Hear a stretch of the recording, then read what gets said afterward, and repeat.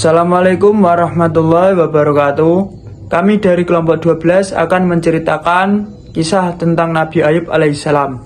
Kesabaran yang berbuah nikmat. Kisah Nabi Ayub alaihissalam disebutkan dalam Al-Quran sebanyak 4 kali. Salah satunya dalam surat As-Sad ayat 41-44. Dalam kisah ini kita akan menceritakan kesabaran Nabi Ayub yang diberi cobaan berturut-turut oleh Allah Subhanahu wa Ta'ala, yang mulai dari kehilangan harta benda, kehilangan anak dan keluarganya, dan diberi penyakit yang sangat langka, yaitu penyakit kulit selama kurang lebih 18 tahun.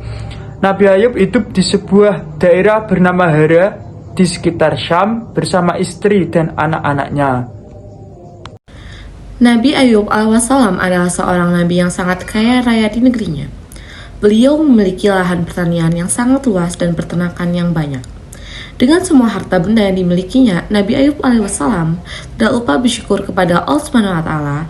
Beliau selalu menggunakan hartanya untuk kebaikan seperti bersedekah dan memberikan pekerjaan kepada orang yang membutuhkannya. 20 tahun berlalu, Allah memberi cobaan kepada Nabi Ayub.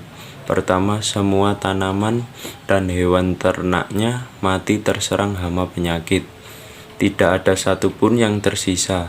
Meskipun begitu, Nabi Ayub SAW bersyukur kepada Allah dan lebih rajin beribadah. Berikutnya, anak-anak Nabi Ayub yang berjumlah 12 orang meninggal dunia. Nabi Ayub merasa sedih ditinggalkan anak-anaknya, namun beliau tetap bersyukur dan makin menambah keimanannya kepada Allah sembari menghibur istrinya. Sabarlah wahai istriku, janganlah berlarut-larut dalam kesedihan. Semua harta dan anak-anak yang kita miliki adalah pemberian dari Allah dan waktunya akan kembali padanya. Iya, suamiku telah mengingatkanku. Pada suatu hari berikutnya, ketika bangun tidur, tiba-tiba seluruh badan Nabi Ayub dipenuhi luka yang tidak sedap dipandang mata. Meski begitu, beliau tetap bersyukur dan pasrah kepada Allah.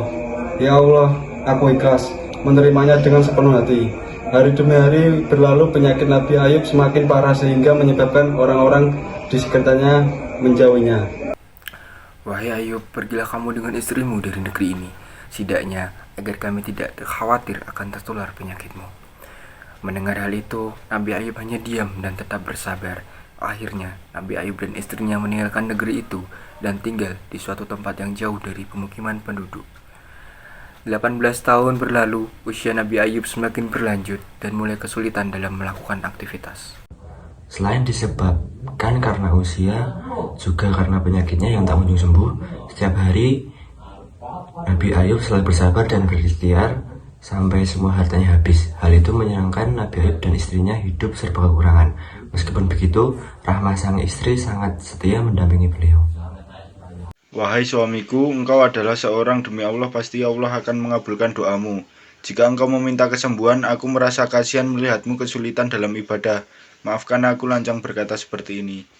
Wahai rahmah istriku, ingatkah kita hidup berapa tahun dalam kenikmatan?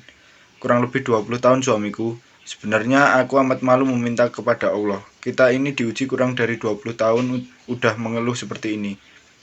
Hari demi hari penyakit Nabi Ayub semakin parah dan mempersulitnya untuk beribadah. Ya Allah yang Maha Penyayang, ketika Engkau memberikan ujian aku, coba bersabar menerimanya, namun jika ujian itu mempersulit ibadahku kepadamu, maka kiranya Engkau angkat penyakitku ya Allah.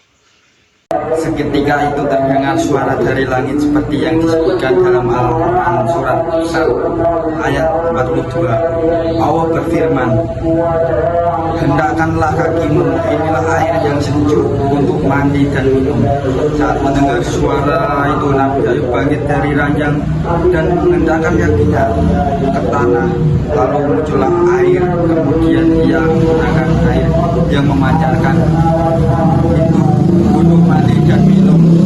Seketika itu hilanglah semua penyakit dari badan Nabi Ayub. Ketika itu istri Nabi Ayub yang baru masuk ke dalam rumah kaget diajak sholat lagi di dalam kamar Nabi Ayub.